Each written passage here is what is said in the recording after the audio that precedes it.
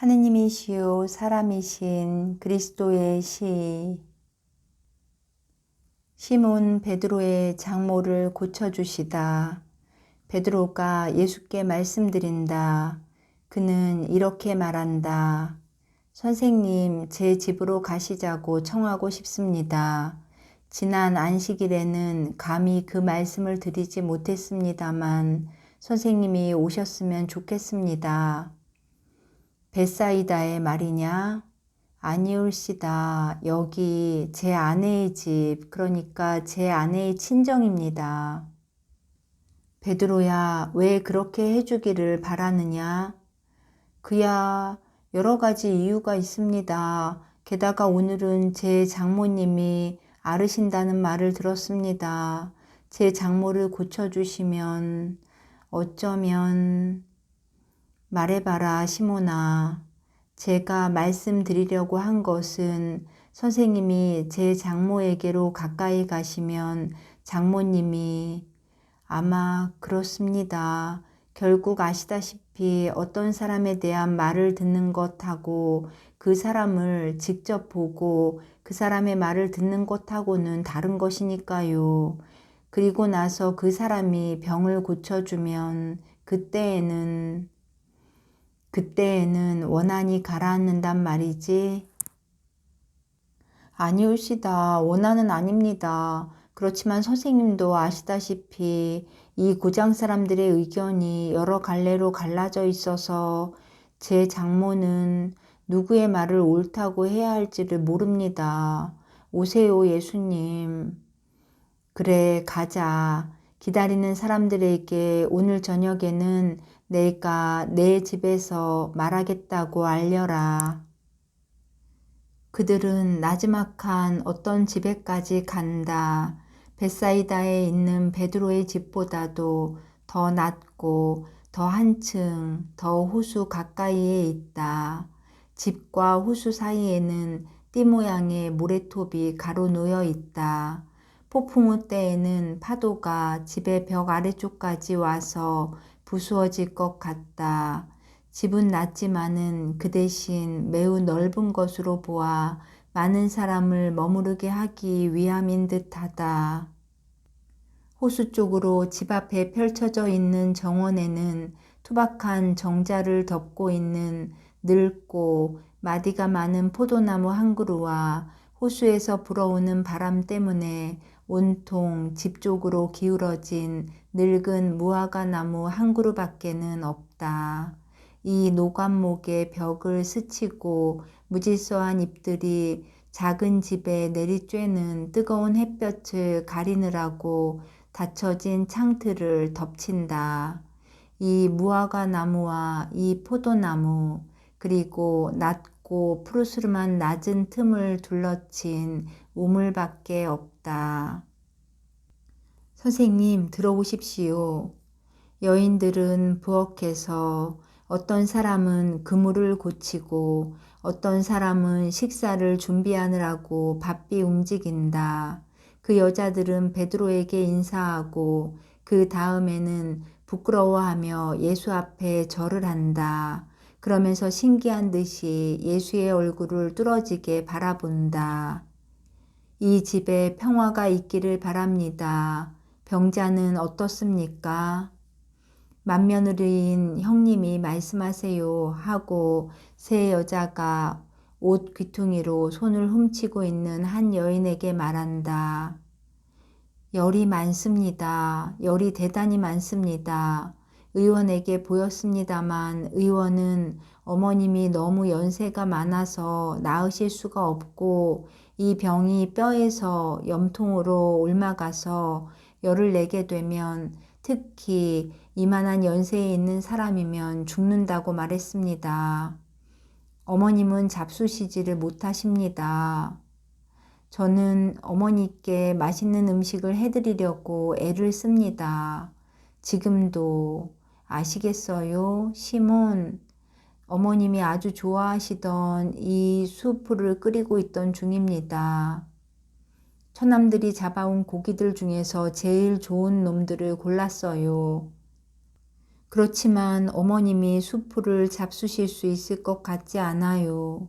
그리고 또 어머님은 흥분해 계세요. 한탄을 하시고 우시고 불평을 하십니다.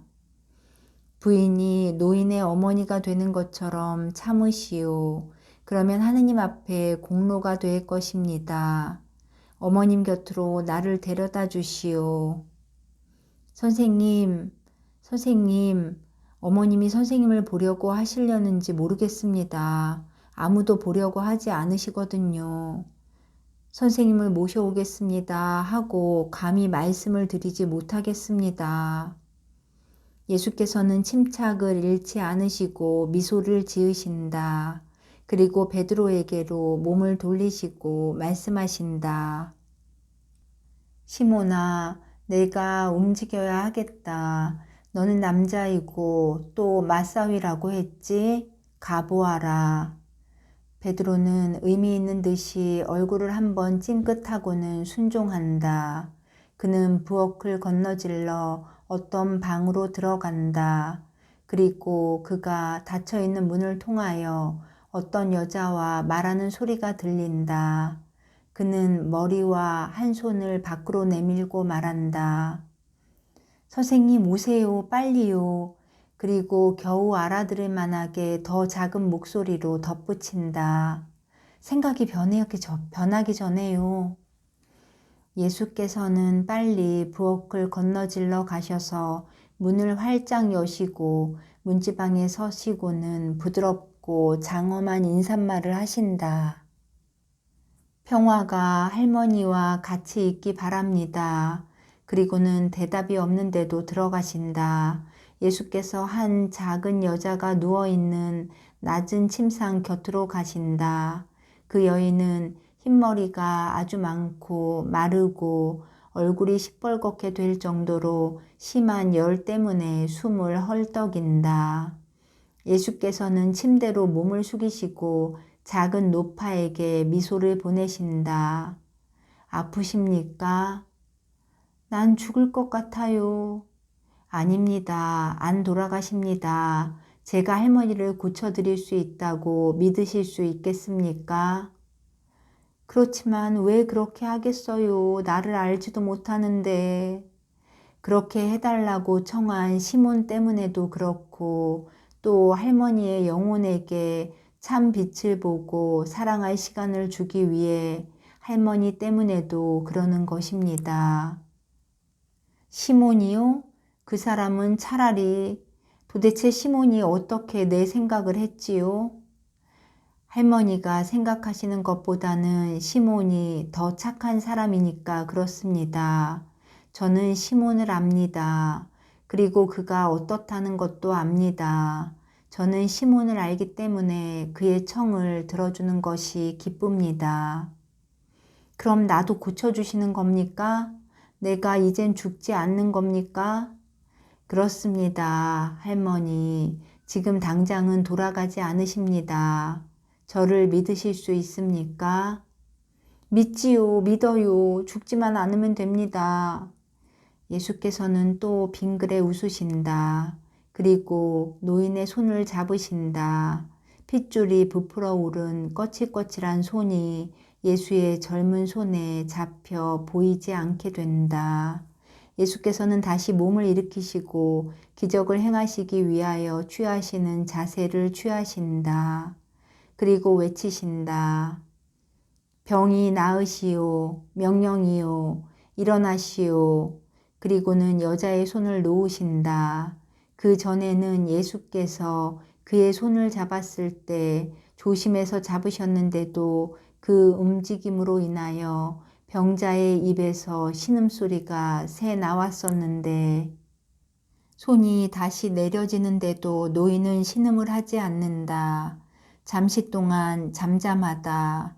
그러다가 노인이 큰 소리로 외친다. 아이고 선조들의 하느님, 아니 난 이제 아무렇지도 않아. 아니 병이 나았단 말이야. 오너라들 와. 며느리들이 온다. 자 보란 말이다 하고 노인이 말한다. 내가 몸을 움직이는데도 이젠 아프지 않고 열도 없단 말이다. 내가 얼마나 생기가 넘치는지 보란 말이다. 그리고 내 염통이 이젠 대장장이의 망치 같지 않단 말이다. 아, 이젠 죽지 않게 됐다. 주님께 대한 말은 한마디도 없다. 그러나 예수께서는 기분을 상하지 않으신다. 그리고 맏며느리에게 말씀하신다. 어머님이 일어나시게 옷을 입혀드리시오. 일어나실 수 있습니다. 그리고는 나오시려고 자리에서 물러나신다. 시몬은 자존심이 상하여 장모 쪽으로 몸을 돌리고 말한다. 선생님이 어머님을 고쳐주셨는데 선생님께 아무 말씀도 안 하십니까? 해야지. 그 생각을 못했었구먼. 고맙습니다. 감사의 뜻으로 뭘 해드릴 수 있겠습니까? 착한 사람이 되는 것, 아주 착한 사람이 되는 것입니다. 영원하신 분이 하느님께 인자하셨으니까요. 그리고 귀찮지 않으시다면 오늘 할머니 집에서 쉬게 허락해 주십시오. 저는 지난주에 이 근처를 전부 돌아다녔고 오늘 아침 새벽녘에 도착해서 지쳐 있습니다. 물론이죠, 물론이죠. 괜찮으시다면 더 머무르세요. 그러나 그의 말에는 열의가 별로 없다. 예수께서는 베드로와 안드레아와 야고보와 요한과 같이 정원에 가서 앉으신다. 선생님, 왜 그러느냐, 베드로야. 송구스럽습니다.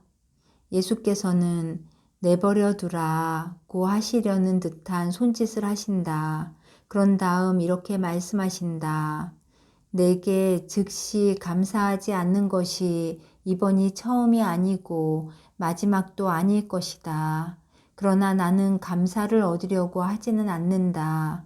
영혼들에게 자기를 구할 수 있게 해주는 것으로 충분하다. 나는 내 의무를 다한다.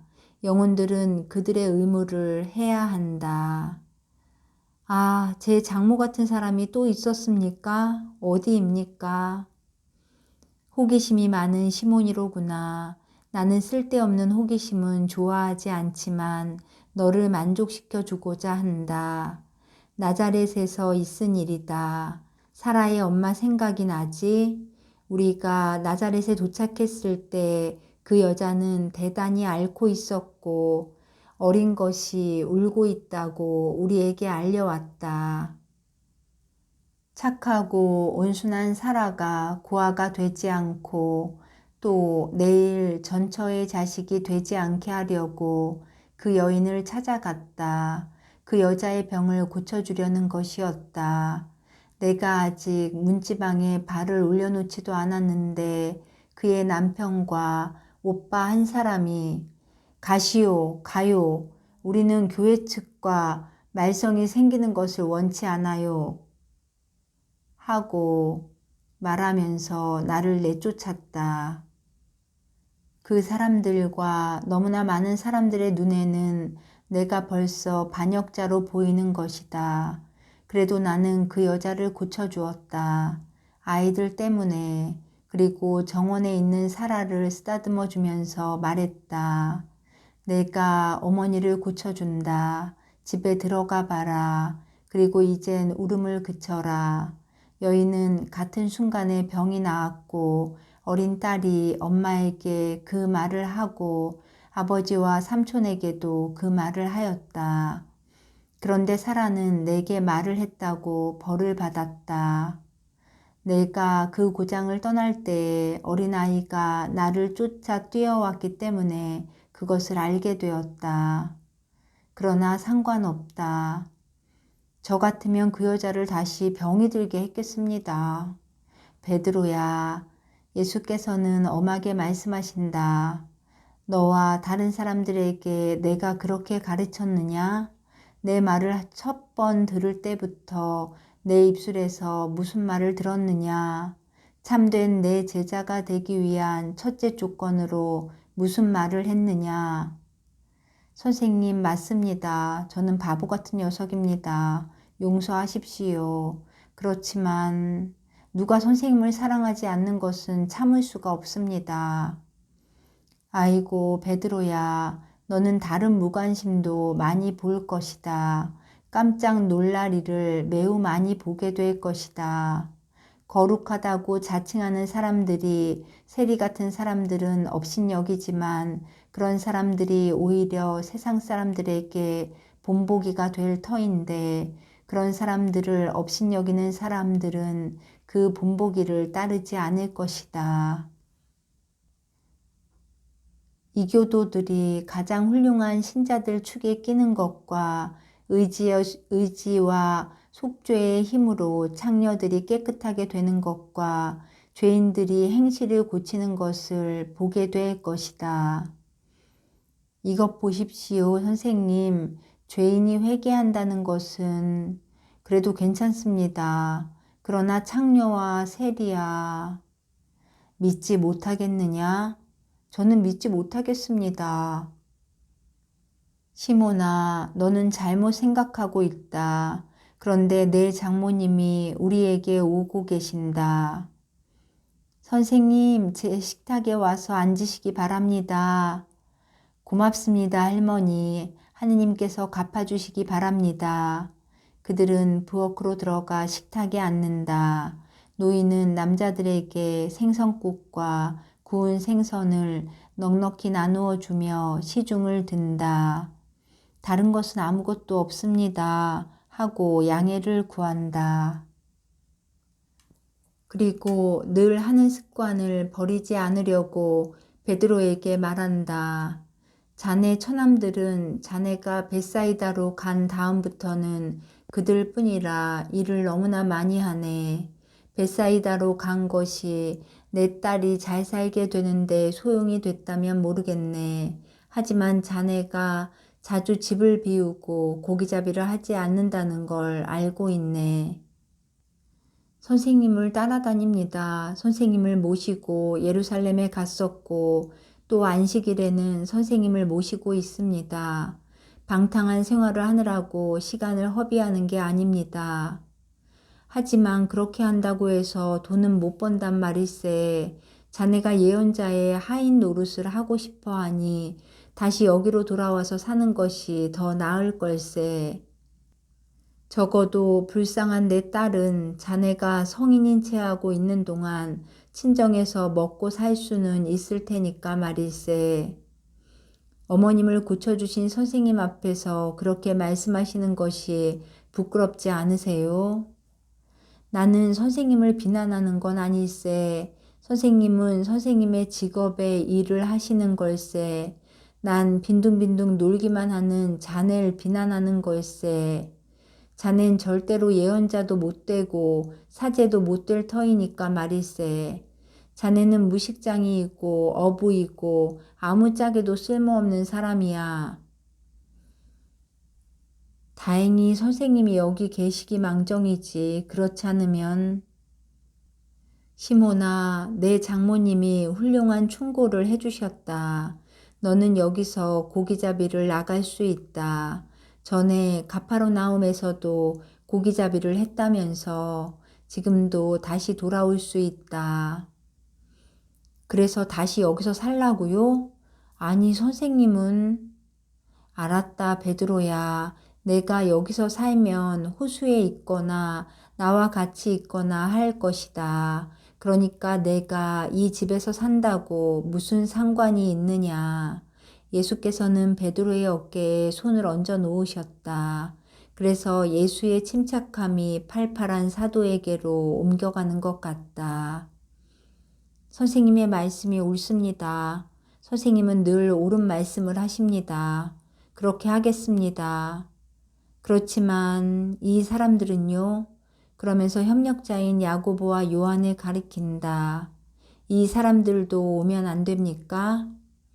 오, 우리 아버지와 특히 우리 어머니는 우리가 당신들하고 있는 것보다 선생님과 같이 있는 것을 알면 항상 더 기뻐하실 것입니다. 반대하지 않으실 것입니다.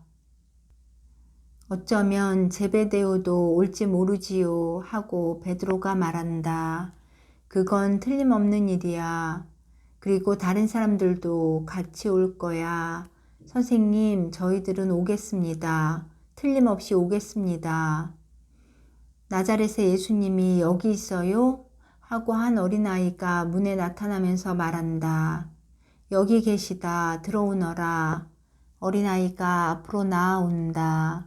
나는 그가 가파르나움에서 한 처음 환상 때에 본 어린이들 중에 하나라는 것을 알아보았다. 바로 예수의 발 앞에 엎드려서 하늘나라의 꿀을 먹기 위해 착한 사람이 되겠다고 약속한 그 어린아이다. 꼬마 친구, 이리 오너라 하고 예수께서 말씀하신다. 많은 사람들이 그를 바라보기 때문에 좀 겁을 먹었던 어린아이가 안심이 되어 예수께로 뛰어온다. 선생님은 그를 안아 무릎에 앉히고 빵 한 조각에 당신 몫의 생선 한 입을 얹어 그에게 주신다. 예수님, 이거 예수님 거야? 오늘도 그 사람이 나보고 이렇게 말했어. 오늘은 안식일이다. 이걸 나자렛의 선생님에게 갖다 드려라. 그리고 내 친구더러 나를 위해 기도해달라고 말해라. 하고 그 사람은 예수님이 내 친구인 걸 알고 있어. 어린아이는 만족해서 웃으며 그가 받은 빵과 생선을 먹는다. 잘한다, 꼬마 야고보. 그분에게 내 기도가 그분을 위해서 아버지께로 올라간다고 말해라. 이거 거지들 줄 것입니까? 하고 베드로가 묻는다. 그렇다. 늘 하는 그 헌금이군요. 보여주세요. 예수께서 돈주머니를 베드로에게 건네주시니 베드로는 돈을 쏟아서 샌다. 예수께서 언제나 똑같이 굉장한 액수로군요. 그런데 그분이 누굽니까? 아, 야, 꼬마야, 그 사람이 누구냐? 난 그걸 말하면 안 돼. 그러니까 말 안 할래. 굉장한 독재주의자로구나. 자, 착하지. 그러면 과일들을 주마. 말 안 할 거야. 아저씨가 욕을 하든 쓰다듬어 주든. 아, 아니, 저 말하는 것 좀 봐. 베드로야, 야고보의 말이 옳다. 야고보는 약속을 지키는 것이다. 가만 놔두어라. 선생님은 그분이 누군지 아십니까? 예수께서는 대답을 하지 않으시고 꼬마를 돌보시어 다른 생선 조각 하나를 가시를 잘 발라서 그에게 주신다. 그러나 베드로가 끈질기게 묻는 바람에 대답을 하실 수밖에 없다. 나는 다 안다, 시몬아. 그런데 저희는 알면 안 됩니까? 너는 영 내 결점을 고치지 못할 것이다. 예수께서는 빙그레 웃으시면서 이렇게 나무라신다. 그리고 이렇게 덧붙이신다. 너도 이내 알게 된다. 악은 항상 숨어 있고자 하지만 항상 그렇게 되지는 못한다. 그러나 공로가 되도록 비밀로 남아있기를 원하는 선도 하느님의 영광을 위하여 사람들이 알아내는 날이 온다. 하느님의 성질은 그분의 아들들 중에 한 사람에게서 빛나는 것이다. 하느님의 성질, 그것은 사랑이다. 이 사람이 이웃을 사랑하는 것을 보면 그것을 깨달은 것이다. 자, 야고보야, 가거라. 그리고 그분에게 내 축복을 전해드려라. 환상은 여기서 끝난다. 그런 다음 예수께서는 나를 위하여 말씀하신다. 내가 몹시 좋아하는 인사, 평화가 너와 함께 있기를 하는 내 인사말이다. 누구에게 대해서나 내 인사말은 이러해야 한다. 내 대리자에 대해서도 내가 인사한 것처럼, 내가 인사하라고 가르쳐 준 것처럼 인사하여라.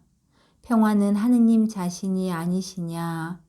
우리가 사물 중에서 가장 아름다운 것으로 인정하는 평화를 찬미할 때에 하느님 자신을 찬미하는 것이 아니냐.